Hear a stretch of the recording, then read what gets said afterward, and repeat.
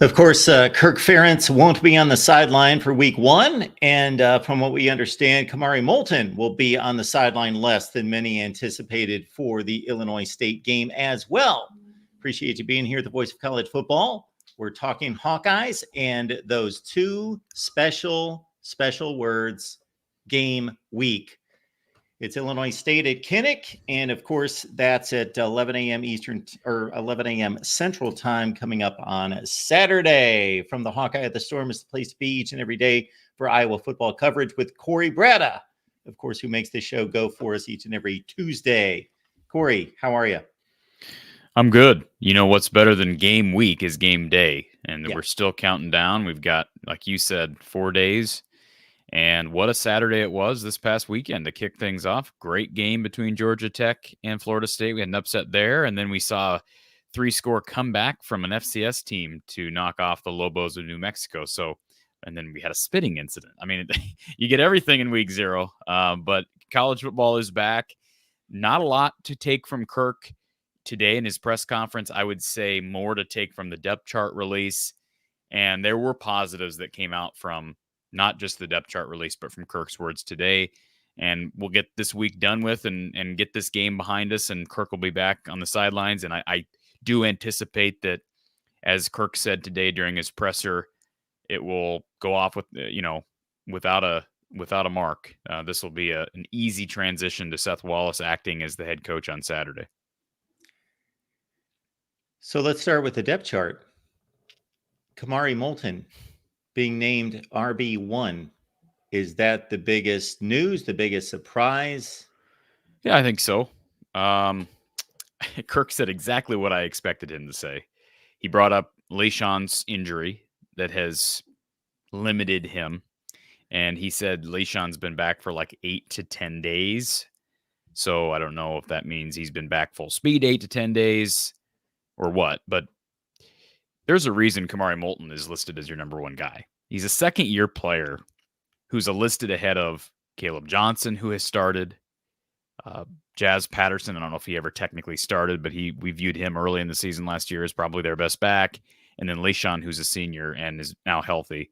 So that says that they obviously really like Kamari Moulton. And Kirk acknowledged that today, really emphasized Kamari's vision. So watch for that. A guy who I think, LeSean's proven he's got good vision. I think if I was to break all 4 down, and we've done that, we've talked about this running back room, but if I was to break the room down, I would say you've got a guy in Caleb Johnson, who is a long strider, big body, really fast due to his, just his athleticism and, again, the long legs. But he's a straight line guy. Like, he's not going to dance much. I think he could still develop better patience, but some guys don't have that, and some guys don't have the vision to accompany speed. So that's how I would describe Caleb Johnson. Jazz Patterson, I think he's maybe got a little bit better vision, but he wants to go, and he's going to hit you hard, and there's a place for that, I think. And then you look at LeSean. I've called him their most complete back up until this point. He's got a good burst of speed. He's got good quickness. He can dance. I think he's their most balanced back, but we'll see. We haven't really seen Kamari Moulton in this fashion. So I just would have to think, and I made the comment last night in reacting to the depth chart release, if it was primarily about LeSean being out, having been out, then he wouldn't be listed at all. There'd be no reason to list him. Like, he could still play Saturday.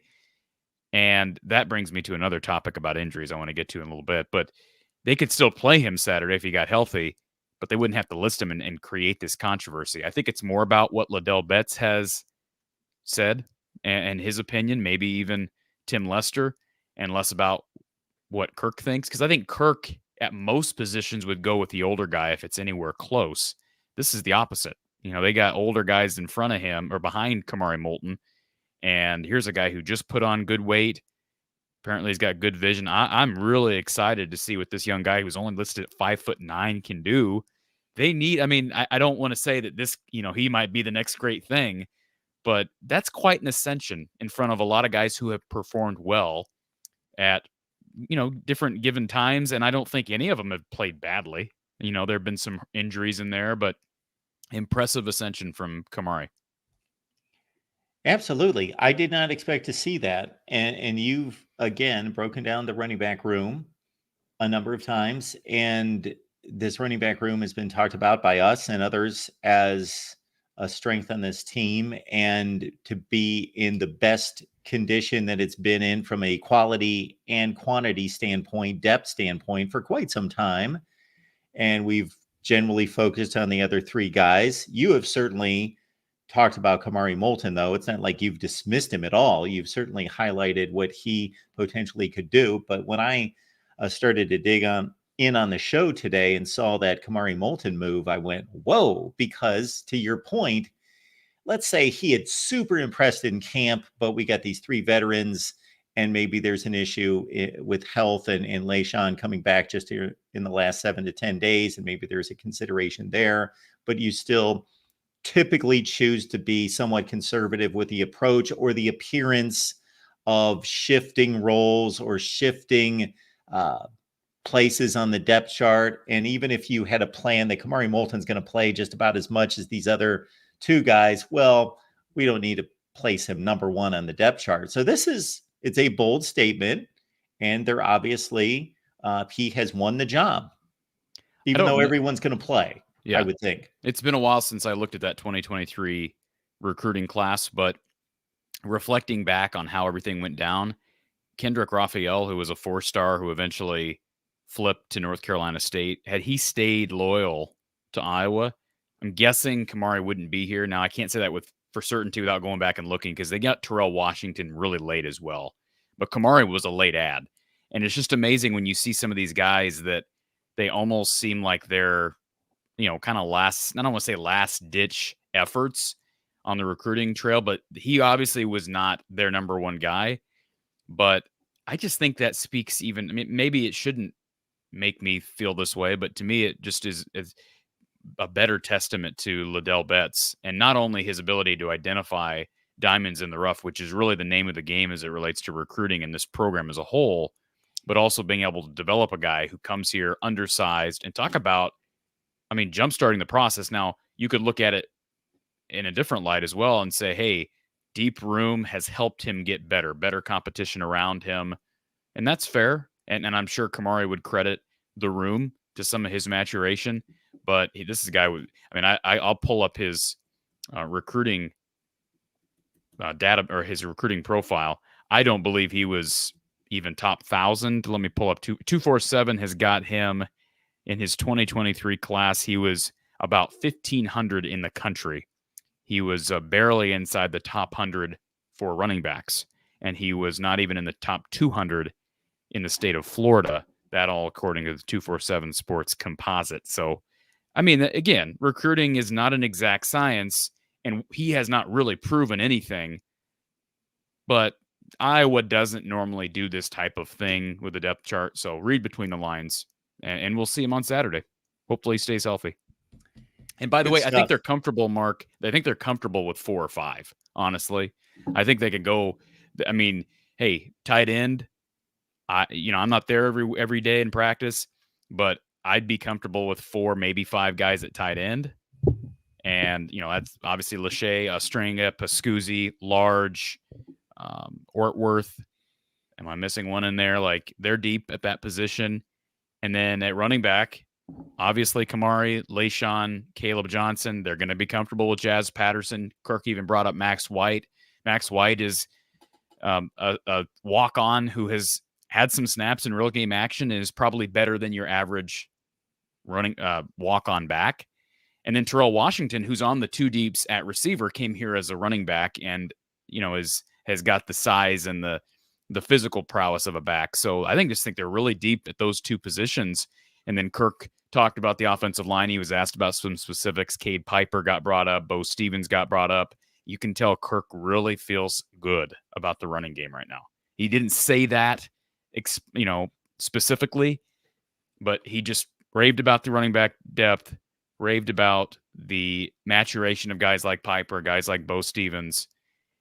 And if the running game isn't good this year, then I don't know that it'll ever be good again under Kirk Ferentz. And I mean that. I mean, even with the new offensive coordinator, if it's all about the guys up front and solid back play, because Kirk's always placed a greater emphasis on what your 5 guys up front are doing, regardless of scheme, I don't think we'll ever see that. I wonder how big of a jump they can take, but they're poised. He brought up the 8 guys. He still feels comfortable at 8 right now up front, and that's what you want. I mean, I don't think you can expect 9 or 10. He'd love to get there, but they've got, and he even brought up Tyler Ellsbury today. I thought this was interesting, and maybe this is just something, I'm not a guy who tracks snaps throughout the season, but he says Tyler Ellsbury's comfortable at all 5 positions. Yeah, that's very rare that you get that with a guy who hasn't even been a cemented starter. They basically feel like he can do everything. He came in as a center last year, did not know he was working much at tackle. Cade Piper can play anywhere on the inside. Nick DeYoung has played inside and out. The one thing I took away from today that makes me nervous is nothing to do with what Kirk said, but it's what he didn't say. The fact that there haven't been significant injuries, if I recall a year ago in camp, I kind of felt the same way. Like Iowa had this rhythm of injuries through spring practices, spring ball, and fall camps for several years. And then last year, they seemed to stay really healthy through fall camp. And then you get to the season and the ball drops with your most important offensive players in Cade McNamara, Luke Lachey, Eric All. So there's nothing really to be nervous about. I think it's just human nature. Knock on wood, they've been really healthy. And, the good news is they're deeper at those positions this year than they were last year. Tight end, they're deeper. Quarterback, they're deeper. And then those other positions like line and running back. Wide receiver, a lot of question marks there. That's still the big question on offense. Corey, is there anything else on the depth chart worthy of discussing? Anything else of note? I guess I probably should have pulled it up here as we were talking. I mentioned a couple things yesterday. One being people are concerned about Holder. I think Ty Nissen's going to be the holder. He's listed below Reese Dakin with an or designation. So I think Ty Nissen's going to hold. But man, other than that, TJ Hall is listed as your starter. But I've been hearing throughout fall camp that he'd looked really good. Dinged up his ankle at Kids Day. He is listed as the starter. And so it sounds like he is healthy. Seth Anderson's on the depth chart. He's been dinged up, but I think he's been back. He was in a recent video. They had a number of different Iowa players that were mic'd up for segments on their YouTube channel and on social media. And Seth Anderson was seen back in uniform, as was Xavier Wampa, who appears to be healthy. So, no, I mean, there's nobody on the depth chart that was missing. Like, nobody. I mentioned Trip Woody. That did not get brought up today because I don't really know that it's been reported widely. But last I checked in with a source here maybe a week ago was that he was out and will probably miss at least a week or two. Vanderzee, I see Jason in the comment section. Vanderzee is on there. He's on the 2 deeps. He's a guy I'd been hearing stuff about here for at least the last couple of weeks. And Kirk confirmed he is going to play. We'll see how much of an impact he can have at wide receiver right away. There's a lot of opportunity, especially without Caleb Brown. And that's what Kirk continues to emphasize. If they can get production out of a wide receiver room that's going to be down at their position coach this weekend, and it's a room that has done nothing, next to nothing for years, at least since 2019, then, hey, this offense got a chance to do exactly what Tim Lester wanted when he talked about slicing a bunch of numbers in half. That was kind of his goal at Media Day. Can we get, if we're 125 in this category, can we get to 62 or, so those are lofty goals, but they've got pieces that can make that happen if they can figure out who is number 1, number 2, number 3 at receiver and actually prove it in a game. Join Corey and Coach Don Patterson after the game. So again, I believe that's 11 a.m. Central Time, correct? And it's on the Big Ten Network. Correct. Yep. And our guy actually, so this weekend, for folks, you're going to get a double dose from the Hawkeye of the Storm and Coach Don Patterson. So Saturday after the game, we will have a live post-game show with Coach Patterson and our good guy, Kyle Spence. And then on Sunday, we'll have part 2 of the post-game show with myself. So it'll be a great weekend because you get more, sometimes you have those instant takeaways. And then the next day, you're able to kind of digest some things, look back and give it some thought. And so it'll be a fun weekend. So Yeah, shortly after the game with Kyle, and then Sunday evening with myself and Coach Patterson. In the meantime, from the Hawkeye of the Storm, because we've got about 4 days minus about 6 hours to kick off, roughly, in Iowa City. Okay, so we've covered the depth chart. Now let's get to the functionality of the coaching staff. And I don't expect, and you will be able to fill me in much better, but in reviewing the situation with the NCAA, and of course, Seth Wallace will be in charge as the interim coach, and Kirk Ferentz on the sidelines. Our buddy Jackson is letting us know that this is a trivia question that is circulating here. Saturday will be the first game without Kirk Ferentz or Hayden Fry on the sideline as head coach since November of 1978 against Michigan State. Can anybody guess who that coach was? I can. All right. We don't know if anyone's answered that in the chat, but just a little trivia for everyone because it's been a long, long time. No other university can make that kind of claim, putting 2 coaching tenures together to take us back from 2024 to 1978. That's 46 years. So I'm going to guess that Jackson is right on this because I don't know that Hayden never missed a game. I don't know that to be true. I mean, Jackson's saying that. I'm assuming he's right. Yeah. But yeah, Kirk hadn't missed a game, hasn't missed a game to this point. So it will be different. But he was asked today about just the practicality of being on the sidelines and what that means as a head coach. And he kind of downplayed it, as you would expect him to. He thinks that the days leading up to game day are more consequential. And frankly, Mark, I think that's certainly true. You know, that's why these suspensions are not a one-size-fits-all thing, because if you got a head coach who's a play caller, it leaves a bigger impact. But for a guy like Kirk Ferentz, it's probably not as big of a deal. It is, I believe, when he says it's more important that a head coach is there, you know, he's talking about himself, you know, Monday through Friday night, and he's going to be there through, you know, Friday night at 11:59 p.m. He talked about during his press conference feeding the team a snack and then reading them a bedtime story. So, you know, that's not going to be a whole lot that changes. It will be weird. You know, wouldn't you love to be a fly on the wall of Kirk Ferentz's living room during that game? And I can picture it. I mean, you know, he's going to be very quiet. I mean, I just think it's like, I don't want to know what to compare it to. Brett Bielema, remember during COVID, he was out, and I think Fox during one of their games, didn't they talk to him from his home? That's right. I remember that, and that stands out to me because it was rare circumstances. Well, this is something now that you have to share, that you have in common as a point of camaraderie with Michigan fans, because they're used to this. They're used to coaches being suspended left and right. You know, they missed like 6 games. Harbaugh, I don't even know if we could credit that guy with a national championship. He wasn't there for half the season. Also, he was sitting at home most of the time. Can I just bring this up for a second? Of course. Kirk was asked today, and he basically said, not interested in addressing it. I'm going to leave it to the powers that be. Take the high road. Great. Kirk's done a great job of that in recent time.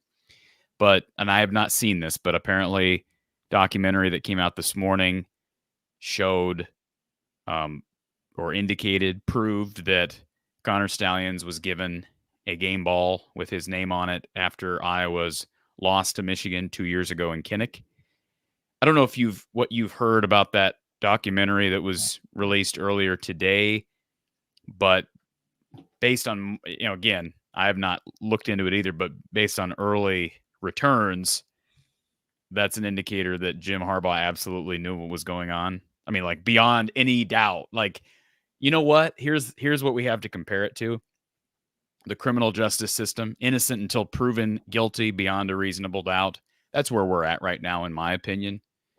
Based on the evidence that we have, if there was a jury in place, I would have a hard time at this point seeing a jury ruling Jim Harbaugh as not guilty, even though you need strong evidence to convict somebody. Like, that's pretty I'm going to try to think of a kind word to use, but pretty damning. Well, I was trying to avoid using that word. Okay. Yeah, that's the word that came to mind. I was trying to avoid using it, but Damaging. just your thoughts. Pretty, I know everybody, whenever I bring up Michigan, you got sour grapes. I'm like, come on. Can we just have a conversation? They cheated, and here's the deal. It's all about ethics and respect and dignity for the game. And Kirk Ferentz committed a violation. He has admitted that and taken responsibility. All I've seen from Michigan is an attempt to deflect. And I mean, Jim Harbaugh basically has doubled down. Even since he's been hired in the league, he has doubled down on his stance that they did nothing wrong. And here's the deal. Like, there's a big difference, whether you want to admit it or not. There's a big difference between Kirk Ferentz reaching out to a backup quarterback in Cade McNamara, who everybody knew he was leaving. I'm not saying it's okay, but there's a big difference between that and Michigan sending a staff member basically as an undercover agent to steal signals from opposing coach. I mean, it's crazy. Like, let's stop acting. I know these Michigan fans. It's just like, I'm sure what's happened is half of these fans have a cardboard cutout of the national championship trophy and they sleep with it every single night. Okay, I get it. You've cried on it. They've sweat on it. They've done everything. That's fine. But Mark, you cheated. Like, just admit it. You cheated, and that's all there is to it. Nobody's saying you shouldn't have the national title. That's not for me to decide. That's not for Kirk to decide. But like, it's okay, and you need to, as a Michigan fan, you ought to learn to be comfortable with other people being uncomfortable that you committed such, in my opinion and many opinions, heinous violations that compromised the integrity of the game. So, and by the way, I am not going to be pressured or scolded into not talking about it because it's fair. It's news. It's noteworthy. I've never had any vendetta against Michigan. You know my history with Michigan fans. I don't know why Michigan fans have always disliked me. But I mean, just give me your insight, Mark. You're an Ohio State guy, but you're balanced. Okay. I have probably talked about this since that story broke. I am guessing I have talked about that investigation and the ins and outs of what happened or what we speculate may or may not have happened in that situation. I'm guessing as much as anybody on YouTube outside of Michigan focused channels and commentators. It's been a constant talking piece. Boil everything I've ever said down to this one point. This is what I have wanted to know since day one, since the story broke. Okay, we know that Michigan, and when I use that term Michigan, I mean a representative of Michigan. Therefore, by extension, Michigan, we know that they cheated. That's substantiated.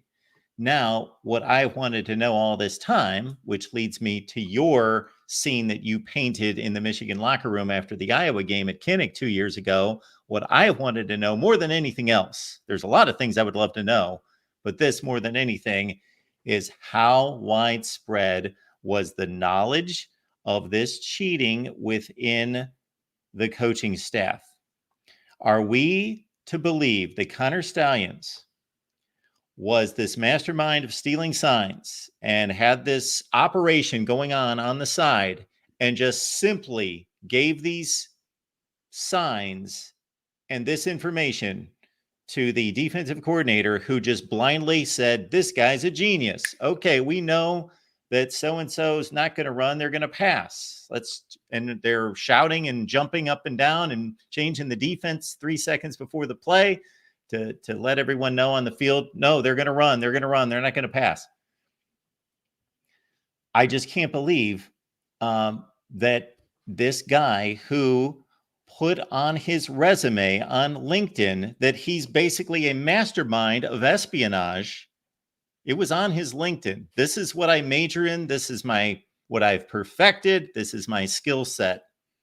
So he's hired by the University of Michigan's football team to then be a staffer that didn't come into play, that he suddenly was able to do this just game day. And we know that sign stealing is legal if you are able to pull that off within the game on the field, if you're that good at stealing signs. But I find it hard to believe, as you do. Now, it's not proven at this point that we know of, but not proven beyond what a more do you complete need to doubt. prove it? What more do you need to prove it? Well, that's the first I had heard of this scene in the locker room with Jim Harbaugh.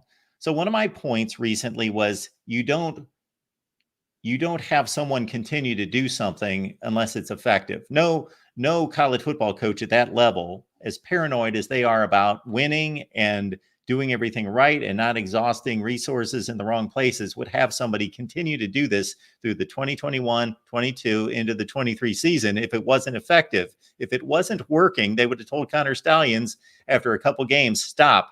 We don't need that. It's not helping us.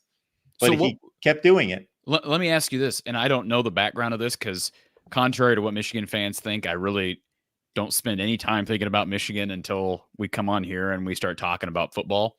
But is someone at the other side trying to convince me that Connor Stallions somehow made his way to an opposing sideline and dressed up in opposing attire, and that was done without knowledge of your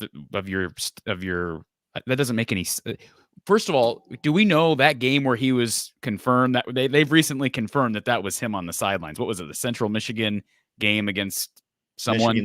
Michigan State. Okay. Was that game on a Saturday in which Michigan played? No, it was a Thursday or Friday game. That's why he was able to attend that game. Okay. And did they have a game that week? I don't know. Okay, I guess probably it was early in the season. How does a guy slip off into an opposing stadium, and during the football season, you're invested as part of this as a Michigan staff, and Harbaugh's got no idea where he's off on this opposing. Has Harbaugh commented on that? How do you lose? Commented on nothing except to say I had no knowledge of any wrongdoing. How do you lose track of somebody on your staff? It's like that episode of Seinfeld where Elaine calls into work and then they're spotted at the ball game. Was it an Orioles game or whatever? I'm just imagining Jim Harbaugh getting done after a long day of work and being like, I didn't see Connor around the facility today. I wonder what that guy's doing. I'm only paying him, how much money. And you're looking on, that looks like Connor down there on the sidelines. I wonder what he's doing in Central Michigan attire. What a stupid concept. What a stupid concept. And by the way, can you address you got a couple of starred comments here, and then we can move on back over to Iowa. But there are a couple of starred comments that I think need to be addressed, Mark. Let's run them down here. We've got Moose who says, every sports analyst thinks this whole investigation is a joke. That is not true. They think Jim's suspension from college football is a joke. That's not true. But and even if it was, that doesn't mean that they're correct. And by the way, I've never said they didn't. Like I said earlier, I've never claimed that Michigan doesn't deserve the national title. I've never actually said that. But this is just the statement is quantifiably false. Mark, I would consider you to be a sports analyst. I guess maybe Moose is what he should have typed out is every sports analyst that I care to believe or that I care to listen to, although he's here, so that wouldn't qualify either. He's here. He's listening to you. So that guy. No, that's not true, obviously. And then what's the other? Is there another comment here that you got? King Davis 7374. The only people who take sign stealing as the most horrible thing in sports is couch potatoes who never played the sports ever.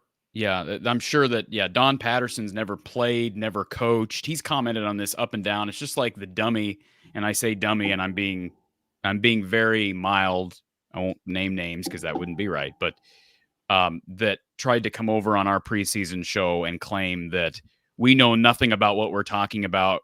We're couch potatoes. I'm like, I've got I've got a guy who is the winningest coach in the history of a Division I program on the show with me, and you're going to act like you. Anyways, moving on. Yeah. a lot of people, and I'm sure it happens with you as well, that criticize me and make comments, they sometimes, if they talk long enough or type long enough, they let me know that they have no idea what I've ever done or what I know or anything. So that's fine. Well, I will say this: I consider you to be a very good and um, I would consider you to be a very objective commentator. Like there are a few people that analyze the sport that have an allegiance to a team or fandom with the team or program that are able to separate the two. I think you do a great job of doing that. I think you do a better job than I do. And I think part of that is the nature of what I'm doing, given the fact that I cover Right. Iowa all the time and you're covering everything.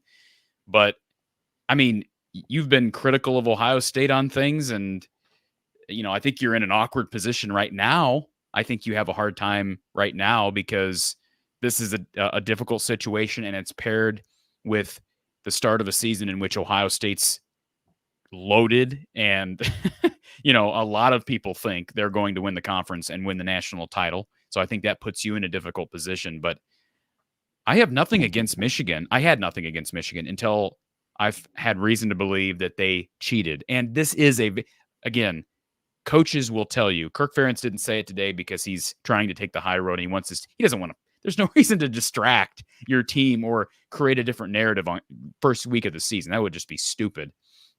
So I think it was kind of a lazy question, but regardless, due diligence. I shouldn't call it a lazy question. It was a due diligent question. However, time and place you expect. I thought Kirk had the right answer in store there.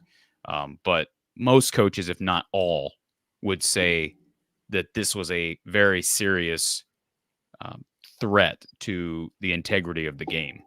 And I would venture to say that most coaches would say what Kirk Ferentz did is wrong, but everybody does it. And, people are doing it a lot more than Kirk has. That's what I raved about here a few days ago when it happened, Mark. I don't know if you caught my soapbox, but basically it was, look, I'm not defending Kirk Ferentz, but it's happening across the country, probably hundreds, maybe even thousands of times every single day. I mean, I said on the show, and I'll stand by it, there are literally, I got wind of another one here about 48 hours ago. A player at an FCS program who hasn't even played yet, but a player at an FCS program who is highly recruited. He's at a really good FCS program, and he has currently got G5 programs that are basically begging his team for him to get in the portal as soon as possible. He ain't even played it down yet. This is a guy who's a freshman. This is happening everywhere at every level. It's not just the Power 4 teams. It's the G5 programs. And it's happening at Iowa. It's happening everywhere. So it's so hypocritical. But, that is one problem. This is in my opinion, a more egregious, serious issue. But we can move back to Iowa. But I feel like it was brought up at Kirk's press conference today. So it was worth discussing here. There is only one reason why anyone would ever cheat at anything. There's only one reason. I shouldn't have to explain. Filet-O-Fish, appreciate you being here, the voice of college football. Thank you so much for that. Making his Iowa prediction there, 10-2 with losses to Ohio State and Iowa State, which would, depending on your emotions as an Iowa fan in that rivalry game, is actually technically, mathematically, if you're looking logistically, the best situation. You might as well lose to whomever, in this case, Ohio State, is supposed to be the best team in the conference, and you might as well lose an out-of-conference game and finish 8-1 in the Big Ten. Yeah, the only scary thing about that, like you brought up, or no, it was Don that brought this up. I'm sorry. On our preseason show, Mark, I'll get your opinion on this because the question got brought up after and I'll let people go over there to see what our predictions were. We went game by game and made our season predictions and picked every game individually. But I'll give everybody a hint. We came to the same overall record with the exact same loss or losses. So here's what I'll say about what Don said is, hey, If Iowa has 2 losses in the Big Ten, all right, then you're probably going to play in the Big Ten championship game. And at that point, is it possible you get knocked out in the Big Ten championship game? I think maybe, but if both losses come to Ohio, or excuse me, let me rephrase that. If you're 10-2 heading into the Big Ten title game, 1 loss against Ohio State, and then say another loss against Nebraska, or another loss against Wisconsin or Washington, does that Big Ten title game, is that qualified as a win or you're out game? Does a 10-3 Iowa team with 3 conference losses and a trip to the title get in? I don't know. I would guess not, but I can't say that for certain. I think what's interesting is if Iowa were to lose to Iowa State and then Ohio State, and they're 11-1, would you rather at that point, 10-2, you're 10-2 at that point, but you're 8-1 in the conference, you may or may not get into the title game. With that scenario, would you not rather miss out on the title game because there's more to lose? Like, you have a better chance of losing anyways to Ohio State or Penn State. Wouldn't you rather roll the dice at 10-2 with an early loss to Ohio State and an early loss to Iowa State and 8-1 conference record? You don't have to worry about Indy, Yes. right? So in that scenario, I'd rather miss out on the Big Ten championship game. Yep. And this is why I've run the model through all the previous seasons, going through the 10-year college football playoff era and even before that. But the playoff era is the most reliable because there is a college football playoff committee. There wasn't one. Before that, you could go by the AP rankings and make an estimation. But you go through the 10 years, it is astonishing at how many times there is a 10-2 football team. This happened, I didn't count the number of times, but repeatedly, over and over. 10-2 teams playing in conference championship games that were safely inside the top 11, I will say, because we know that the 12th team, it could be ranked wherever as a group of 5, safely in that top 11 is 10-2. And then they lose the conference championship game and they plummet to 14, 15, whatever. Now, the only thing we don't know is if the playoff committee will treat that loss differently, even though they shouldn't. Their integrity should be the same throughout, whether they would treat it differently now that it means something in regards to the playoffs going forward. But the past tells us that, yes, you don't want to go to a conference championship game at 10-2 and lose. And I'll stand by what I've said about Notre Dame. Until they join a conference, I think they ought to be given an extra loss in that final week of the season for choosing not to be in competition for a conference championship game. If we're going to punish other teams for losing a conference championship game, punish Notre Dame for choosing not to compete in one.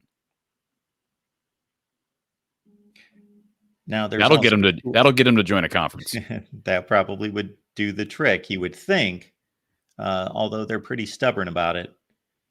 Although from a perception standpoint and an evaluation, a clear evaluation standpoint, if Iowa goes and plays, whether it's Ohio State again or Oregon, whomever emerges as arguably the best team in the Big Ten, and even if they lose, if they play extremely well against, they could be playing the number 1 team in the country.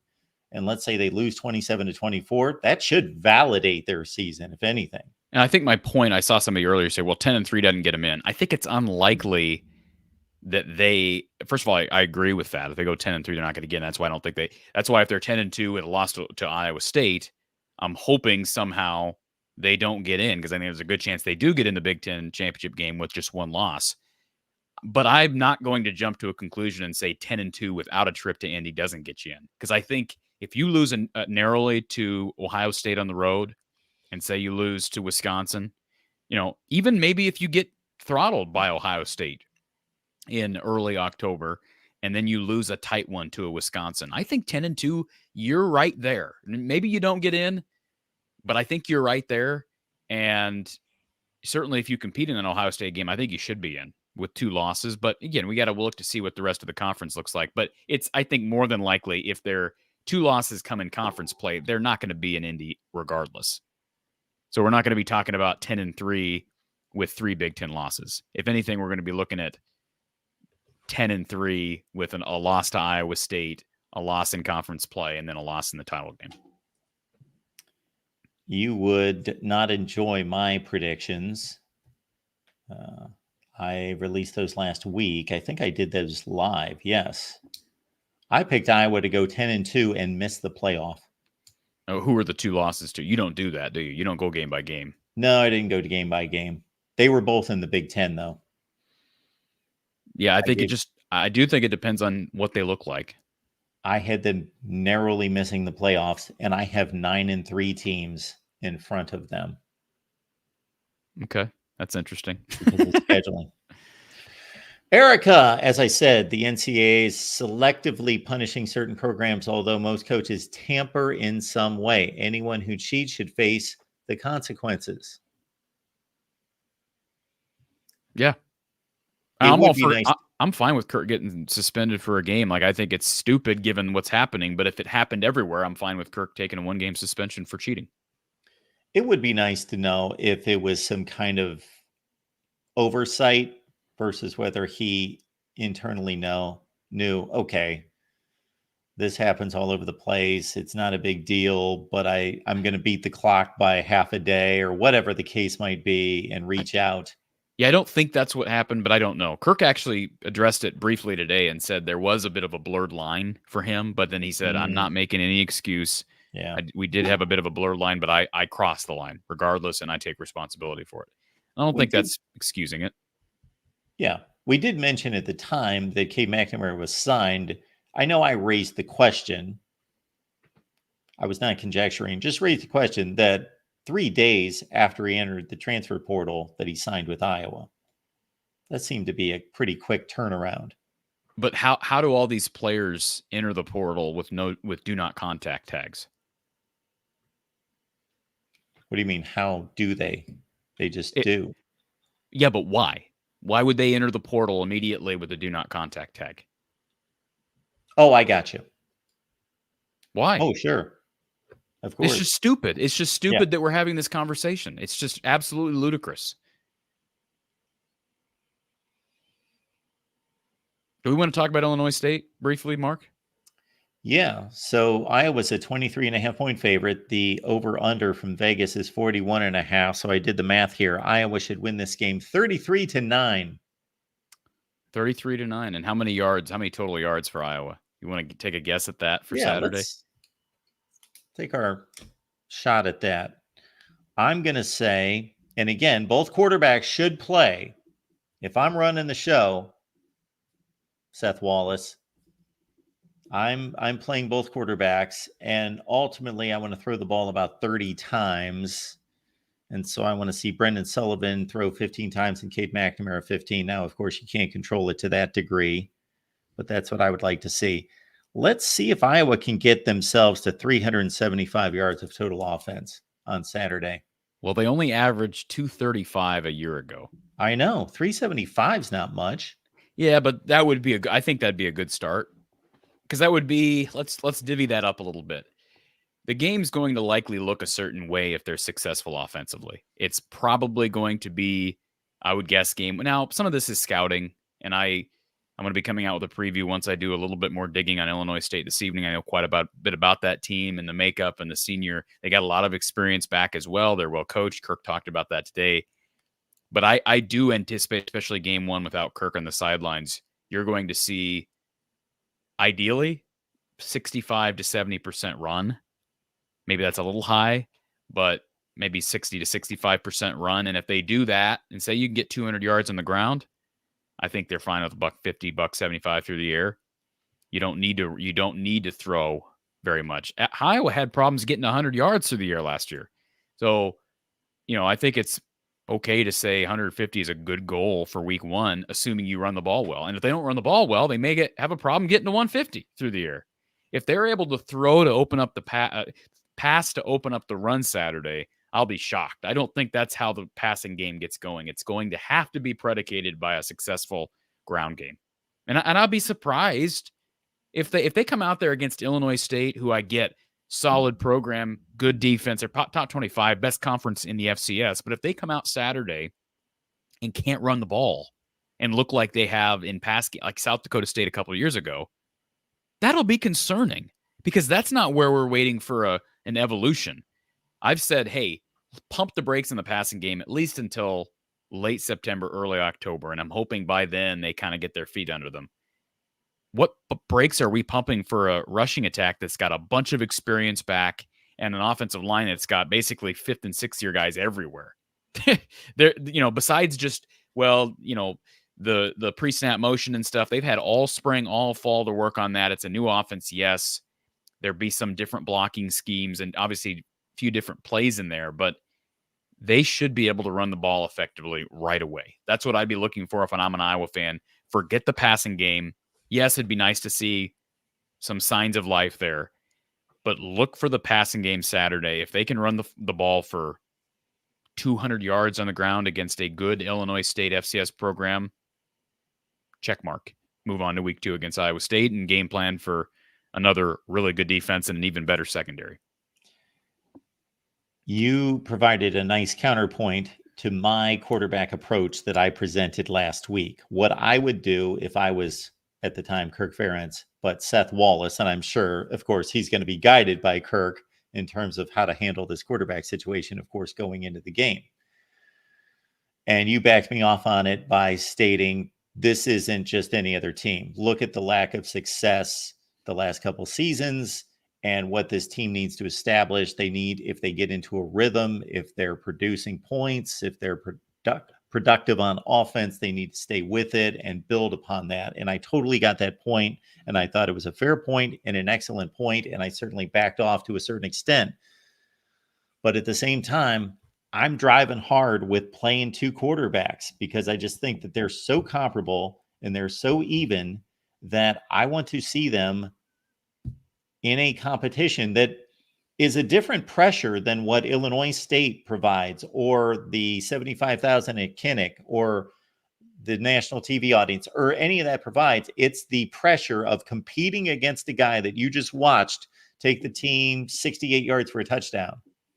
And you got to go in there now, and you got to do it. And I want to define what I said here for a second. I agree with you. I want to see him play 2. Don Patterson wants to see him play 3. And that doesn't mean you're going to give Marco equal snaps, but hey, bring him in for a play or 2 that you have ready. And give Iowa State one more thing to see on tape. Don't let Marco have his first snap of the season against the Clones, but give them something to keep him up at night during Cyhawk prep. The other thing is this. They can be really efficient on the ground and kind of be vanilla through the air while still playing multiple quarterbacks. And then what you're looking at is, okay, we've been Cade, and this is their own doing. They've had Cade taking most of the snaps against the ones through fall camp, but now we have actually an even situation. We're not just putting Brendan Sullivan in during garbage time, but an even situation here on Saturday against Illinois State. And even if one guy is, 5 of 6 through the air, 5 of 7 through the air, the other guy's 8 of 11, we're going to go break down that tape and look through it with a fine comb and determine, okay, did we take something away by playing multiple guys? And regardless of if we did or if we didn't, which guy played better in the snaps that he got? And I do think you can still do that with a ground-focused attack. It doesn't mean Iowa shouldn't run some of what Tim wants to run to his receivers, etc. Saturday. They should, absolutely. But I still think you've got to get the ground game going. And that's Kirk deferred to Tim today when asked about, how things will be different without him. If you have questions about the offense, they should go to Tim. We're going to, by the way, get assistant coach availability by Zoom on Wednesdays starting next week. So regardless of what happens with I don't know if Tim will be first. Last year, Brian Ferentz faced the media first. I think it was last year. Or was that the year before? I get the two mixed up. But we'll get the assistant coaches on Wednesday mornings.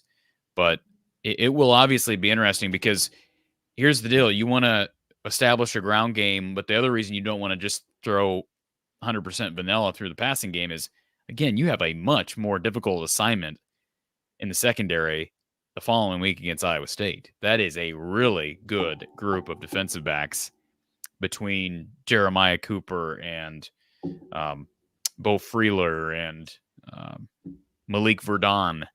They're really experienced and really good. Might be the best DB room in the Big 12. So, be happy that you're not starting with that, but keep those DBs honest, right?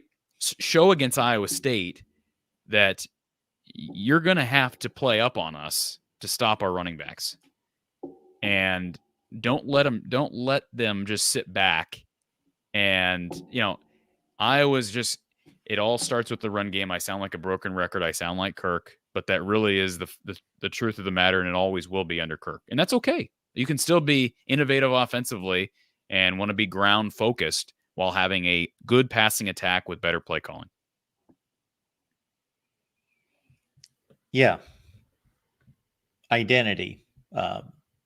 Good offenses, good defenses have an identity, and that's Iowa's identity. That doesn't mean that you are poor at the other aspect of the game, running or passing. That just means that you lead with your strength.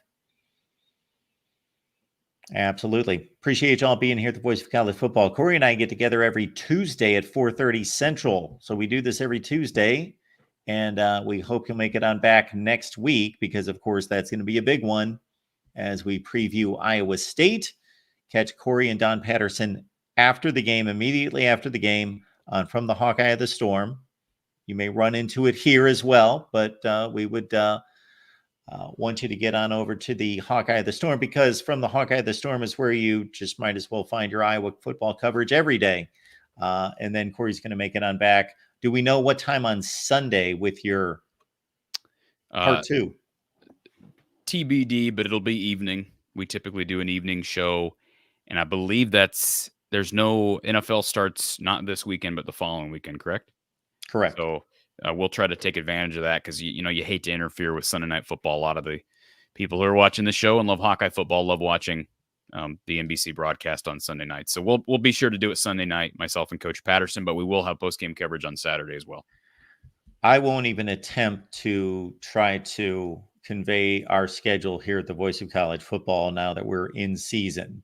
I think I'm going to be recording a programming update, and we'll post that on the national channel. Just too much to tell you about here. I will make emphasis of one thing. We've got a 24-hour live stream starting at 5 a.m. Eastern time on Thursday, and week 1 kicks off on Thursday night. A number of Big Ten teams in play, including Minnesota taking on North Carolina. So you'll see me at 5 a.m. Eastern time on Thursday morning. We'll take you on through the day. And are we going to get our appearance from our favorite Gopher on Thursday morning with you? We might. Gopher Guru. Yeah. That'll be a fun one. Who won that game last year? North Carolina, 31-13. Okay. That was at Chapel Hill. Yes. Now you get a game back in Minnesota. So go Gophers. I haven't made my picks yet. That's something I got to do. But I will probably take North Carolina again. But yeah, it's just fun to have it back. And Hawkeye Howard in the chat, he says, if Levi comes on next week, we have to rip on him. That's rip away, Hawkeye Howard. Rip away. Well, that is what we are intending for next week. Great. Can't wait. Our Cy-Hawk preview. Who does Iowa State play this week? I don't know. Midwest Valley Tech Community College. It's one of they lost to Ohio last year. They did, and that game was later in the year. It's not UNI, because UNI gets Nebraska. They're playing North Dakota. And they're Missouri Valley, right? They're not Missouri Valley? I don't remember. You need to study up on your No. Yes. I've got way too much to deal with. Again, looking at North Dakota. That's a team that held Iowa to that 7-3 game, right? No. Are you kidding me? Did you seriously just ask that question? Are you serious? Who was that? North Dakota State. South Dakota State, who won who's 2-time reigning national champions. Are you kidding me? You don't beat anyone in the FCS 7-3. What do you think? What are you trying to be cute now? I'm not trying to be cute. I just didn't know who I thought that was the same team. I didn't know who Iowa beat for sure. I knew they played in one of the Dakotas. North Dakota is in the Missouri Valley, for people that are wondering. Here's a quick lesson for you, Mark. Missouri Valley, Northern Iowa, South Dakota State, North Dakota, North Dakota State, Youngstown State, where Bo Pelini went to coach. Is he still at Youngstown? Do you know? I don't know. You don't know. Missouri State, Southern Illinois, Indiana State, Illinois State. Best conference. Did I say Western Illinois? Did they leave the conference? Again, you don't know. But best conference in the FCS, hands down. Illinois State was picked 6th in the Missouri Valley, Mark. They are top 25 preseason. That shows you the strength of the Missouri Valley Conference. We talk about the FCS that much on my show. Somebody asked me the other day, Mark, do you know every power conference quarterback, starting quarterback? And I said, absolutely, I do. That's what I know. That's what I know. Well, let me just say this. North Dakota was actually picked one spot above Illinois State in the Missouri Valley. They were picked 5th. So Iowa and Iowa State have very similar assignments week 1. Yeah, what if they go into their rivalry game both 0-1? What a beautiful thing that would be, wouldn't it? Let's hope that doesn't happen for the set. I don't want Iowa State to lose. I want that to be a good win on the schedule. I want that game to be big. It's good for both teams. I do not want to see them lose to North Dakota. And I think that'd make them hungrier for week 2. I agree. All right, folks. Appreciate you being here at the Voice of College Football again. Saturday with Corey after the game. Coach Don Patterson, of course, as well. Oh, and by the way, real quick, I'm sorry to interrupt you. The comment by King Davis I have to address. He says, LOL, the FCS is horrible. Okay, the FCS is horrible. Then high school football is horrible. Little League baseball is horrible. Your Madden skills are horrible. So basically everything... I'll say college football is horrible. If this was an NFL show, I'd say college football is horrible. Again, please understand what you're saying before you say it. Go ahead, Mark. Because you understand, when I disregard facts and statistics and situations in FCS, it's not because I think FCS is horrible. I'm not disrespecting the level of play. I'm just saying I don't have time to keep up with it. And you're not interested in it. I do think FCS at the Voice of College Football is an excellent idea, but you'll never pursue it. It's not that I'm not interested. If you told me, Mark, this is what you need to do. You need to sit down and watch this FCS game. I wouldn't be tortured by it. I would enjoy it. Tortured. Yes, you'd be tortured by it. No, well, there are some sporting events that you've brought up that I've said, yeah, that would be near torture. Have you watched a women's basketball game ever since the Caitlin Clark stuff? Have you sat down and watched one? I have not watched a women's basketball game since I was paid to watch a women's basketball game. I wanted to know because you've commented on Caitlin Clark and acknowledged that she's terrific, but I'm just curious if you've ever just been like, hey, I got nothing else to do this evening. I'm going to sit down and watch a Fever or a Hawkeye game. I don't know. Hey, I'm not in the home of Mark Rogers on a day-to-day basis. I don't know what's going on. Have not done that. I have stuck up for Caitlin Clark because I think she's being mistreated out there on social media. And can you admit that she's a superstar? Of course she is. Okay. Yes. Well, there was a time. There was a time like a year and a half ago where you're like, I've never heard of. I don't know who that is. I was just being truthful. I had never heard of her. I said I can't imagine people not knowing who she is, and you're like, well, I've never heard of her. But now you can't claim that. I mean, of course I can't. So we were probably a month to 6 weeks out before the NCAA tournament last year, 2023. That was probably the time in which you made some kind of comment. And I was like, who's that? I don't know who she is.